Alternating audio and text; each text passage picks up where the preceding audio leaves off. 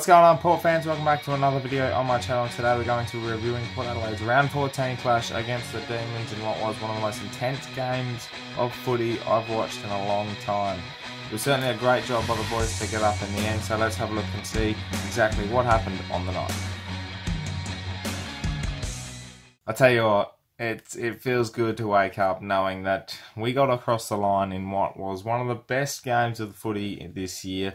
Friday night footy, we've been waiting for one of those most epic games of footy on a Friday night. We haven't had so many this year, and Friday night footy certainly delivered this time with Port getting up by 10 points in what was, it was a classic, let's say the least. It wasn't the best standard of footy to watch. It was certainly a low efficient game of footy. It wasn't clean and cut, but the point is Port got the job done. 10 points in 20-point comeback. Halfway through the third quarter, it looked like the Demons were going to run away with it, but to Port's credit, never give up, never say die attitude. It was one of the most spirited and heartfelt, not so much our game plan that got us across the line or anything like that. We were smashed in all areas over the ground across the night, but I think that our heart and our determination in the end, never give up, it delivered in that last quarter, and to come back after being backs against the wall is a credit to Port, and everyone can go home happy because that was a great effort by the boys, to say the least. It was something that, I don't know, it felt like the game was just on edge the whole time, and there was a breaking point, and I reckon the breaking point was when Lindsay Thomas kicked that goal in the last quarter to set up Port for a comeback. It was one of the biggest kicks in his career, I reckon, especially his short time at Port Adelaide, but in the last few years, obviously he's been under pressure, Lindsay Thomas, but for him to kick that goal from a tight angle against the grain as such, take a bow, Lindsay, because mate, you set the tone for the rest of the quarter, and Sammy Gray to kick that goal after getting a free kick. His kicking hasn't been great this year. A great story for him to kick a goal. He wasn't the best on the night, but he set the tone again, continued the momentum, and then Justin Westhoff, who would have thought that he had a 50-metre kick in his 31-year-old legs, because I didn't. He can't even kick a goal for 20 metres out directly in front from a set shot. So for him to go back 50 out and to bang one through certainly gave the crowd, it was emotional, to say the least. For Westhoff to kick that goal, 5 minutes to go, you're 2 goals up in a low-scoring, intense game of footy. That's just true leadership, and the old wise Westhoff with his beautiful looking beard put the game to bed. And a credit to Justin, because he's had a stellar year, and as he gets older, he gets better, I reckon. He's one of those players that as the older he gets, the better he gets. So well done, Justin Westhoff. Melbourne were ferocious at the contest. Their 4 midfielders in Jones, Oliver, Brayshaw and Viney were terrific. They were ferocious in the middle and smashed our midfield in the first couple of quarters. To Port's credit, they did fight back, and Ollie Wines was great. Wingard in the middle as well was starting to get his hands to the footy. Robbie Gray was in there at stages. Sam Powell-Pepper, Rockcliffe started to get the ball a bit more. But those 4 midfielders for Melbourne, plus with Maxi Gawn as the ruckman, they were fantastic, and they really set the tone the whole night. Their pressure, their contested footy at the contest was just stuff of top 4 quality. And look, I'm not going to take anything away from Melbourne, because they were unbelievably good last night. They obviously didn't take their opportunities, and down 4, they had 68 entries to 39. That's a smashing. You should be kicking 100, 120 points from that. So for Port's back 6 to keep them to 65 points from 68 entries proves that our back 6 is probably the best in the comp.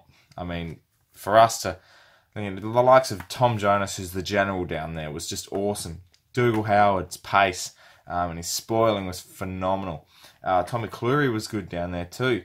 Tom Jonas, I just want to focus on him for a sec. He is in all Australian form.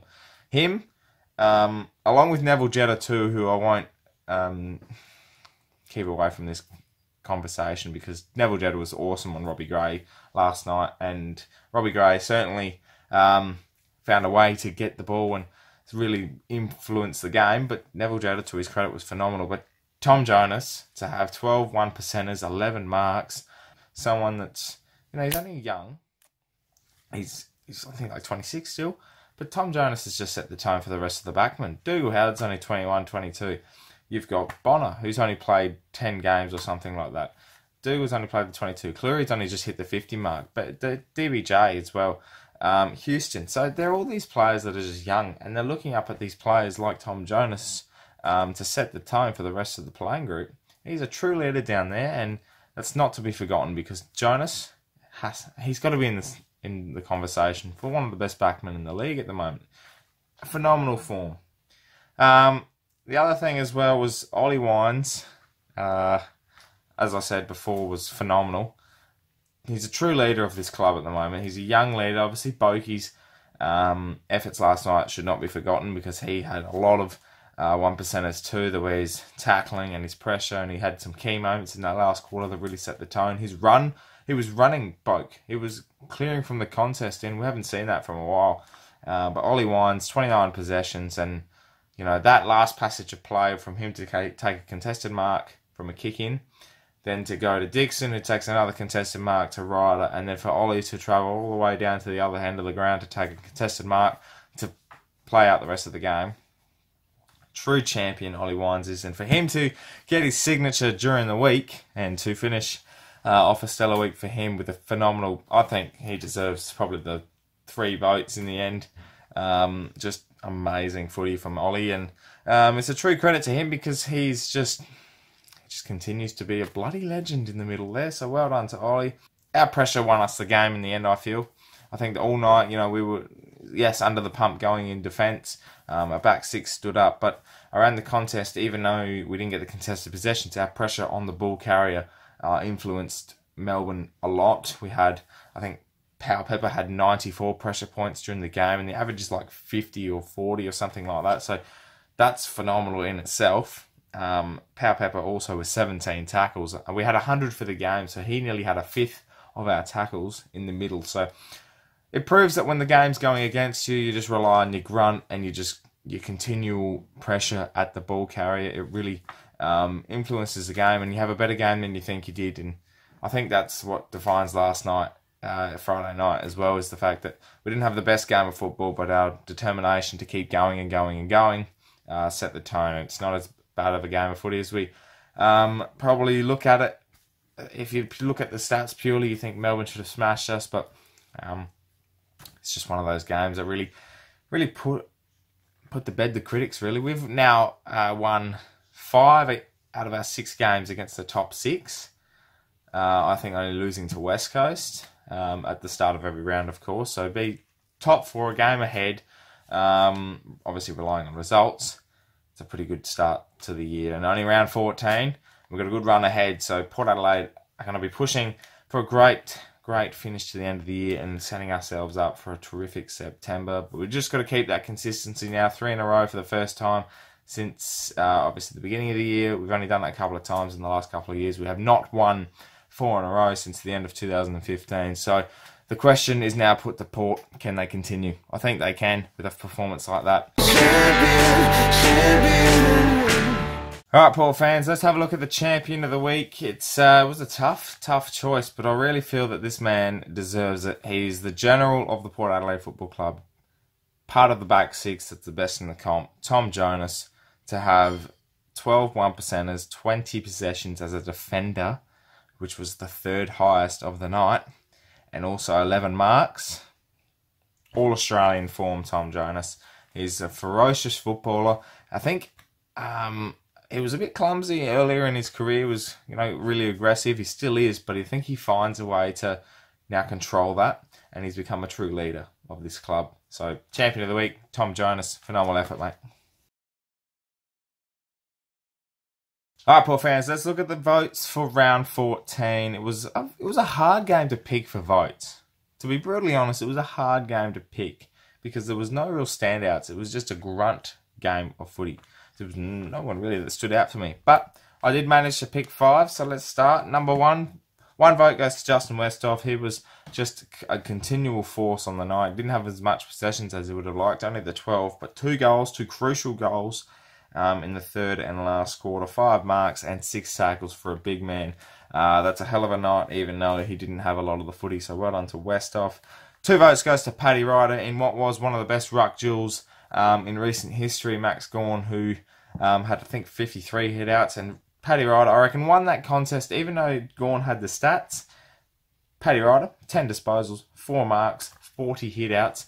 He did lose the hit-out count, but the main thing is he was effective with his hit-outs, and especially in that second half, he just took control of the game. He was around the ground.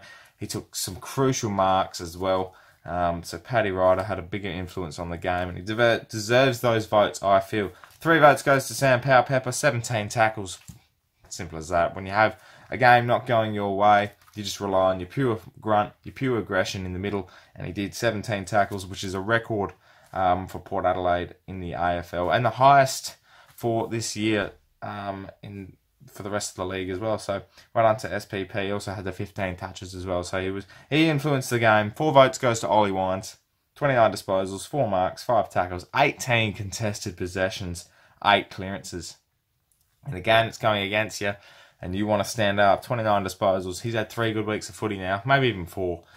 That's another 3 votes for Ollie, I feel he'll get on the night, because they don't look at defenders, the old umpires, which I'm not going to speak about the umpires this week, because I feel we all know how we feel about the umpires. I'm not going to mention anything about that. But well done to Ollie Wines, 4 votes and 5 votes. Tom Jonas, 20 disposals, 11 marks, 12 1 percenters. I've already said he was the champion of the week, and enough said on Tommy Jonas. All Australian form, and he's just continually becoming better and better as a defender, and he's one of the most reliable players on our list at the moment. So well done to Tommy Jonas, and well done to the boys on a fantastic victory on Friday Night Footy.